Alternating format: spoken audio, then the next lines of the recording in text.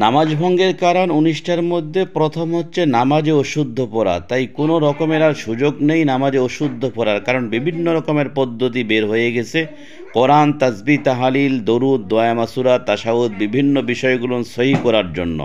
এজন্য আসুন আজকে আমরা নামাজের পরে বৈঠকে, শেষ বৈঠকে যে দরুদ ইব্রাহিম, অনেক অত্যন্ত একটা ইম্পর্টেন্ট এবং গুরুত্বপূর্ণ এবং অনেক দামি সম্মানিত দরুদ শরীফ যেটা পড়ি আমরা, সেই দরুদটা আজকে আমরা সহিভাবে শিখবো ইনশাআল্লাহ।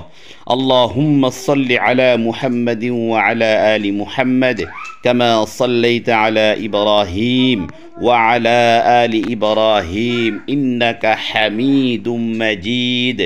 আল্লাহুম্মা বারিক আলা মুহাম্মাদিন ওয়া আলা আলি মুহাম্মাদ كما باركت على إبراهيم وعلى آل إبراهيم إنك حميد مجيد।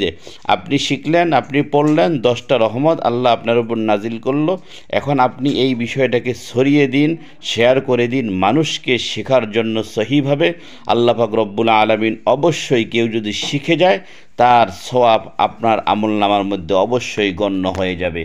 আর আমরা নামাজের বিষয়গুলোকে সহি করার চেষ্টা করব, সহি করেই নামাজ পড়ার চেষ্টা করব ইনশাআল্লাহ।